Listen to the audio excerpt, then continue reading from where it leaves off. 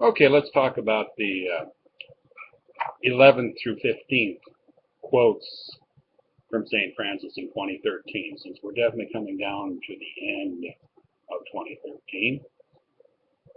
The Church acknowledges the indispensable contribution, this is number 11, which women make to society through the sensitivity, intuition, and other distinctive skill sets which they, more than men, tend to possess. I think, for example, of the special concern which women show to others, which finds a particular, even if not exclusive, expression in motherhood.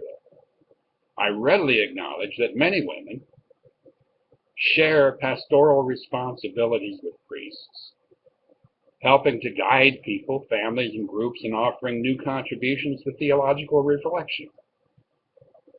But we need to create still broader opportunities for a more incisive female presence in the church. Now, this is about the Catholic Church, of course, but it doesn't mean just that.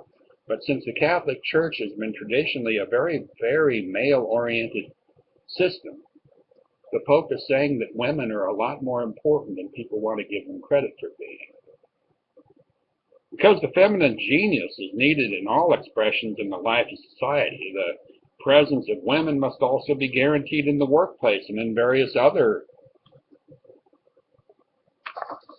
settings where important decisions are made, both in the church and in social structures. Demands that the legitimate rights of women be respected based on the firm conviction that men and women are equal in dignity present the church with profound and challenging questions which cannot be lightly evaded. So the Pope thinks that women have an important place in society, not a secondary, not a subservient role in any way. That goes against the traditional church doctrine, admittedly, but it's the way things really are, and we know that. As far as Christians, he feels like Christians should embrace with affection and respect Muslim immigrants to our countries, and the same way we hope and ask to be received and respected in countries of Islamic tradition. I ask and I humbly entreat those countries to grant Christians freedom to worship and to practice their faith, in light of the freedom which followers of Islam enjoy in Western countries. Faced with disconcerting episodes of violent fundamentalism, our respect for true followers of Islam should lead us to avoid hateful generalizations, for authentic Islam and the proper reading of the Koran are opposed to every form of violence.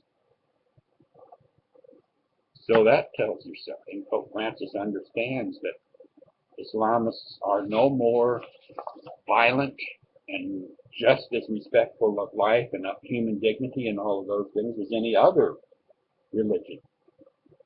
Since the Lord has redeemed all of us with the blood of Christ, all of us, not just Catholics, everyone, Father, the atheist, even the atheist, everyone, we must meet one another doing good.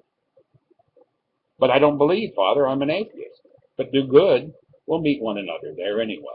And this is the thing that the Pope also feels, that good people are good people. And that you don't have to be a Catholic or even a Christian or a Muslim or any particular religion if you do good works in your life and you believe in the Golden Rule. We've done little to adequately accompany women in very difficult situations where abortion appears as a quick solution to their profound anguish, especially when the life developing within them is the result of rape or a situation of extreme poverty. Who can remain unmoved before such painful situations? So he feels like they should have sympathy and compassion for women who choose abortion because of extreme poverty and rape. And that tells you something, too. The Pope feels like the position of the Catholic Church, the position of any fundamentalist group that opposes abortion should be reconsidered. They should consider things in light of the situations of the people involved. It's a very important concept. When we talk about the environment, about creation, my thoughts turn to the first page of the Bible, the book of Genesis, which states that God placed man and woman on earth to cultivate and care for.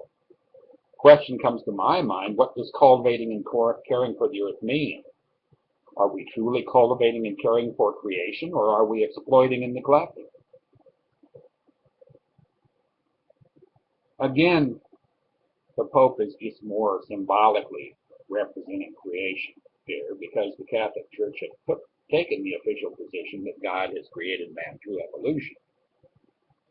And we need to understand that once we are here, it doesn't make any difference how we got here. It's what we do with our lives and our planet. We are Terrans first.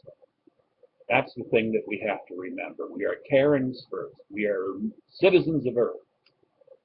And as citizens of Earth, we owe all of the living beings on Earth, ourselves and anybody, whether they believe exactly the way we believe or not, true dignity, compassion, and consideration, understanding that they are just as important as we are.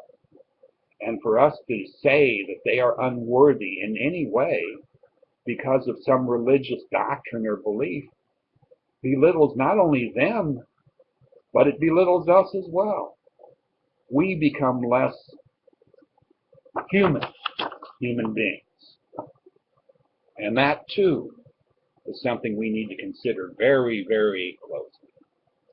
Thank you. That's the third 5 quotes and some musings on them of Pope Francis. And I'll finish the last ones in the next video. Thanks, my friends. Happy New Year.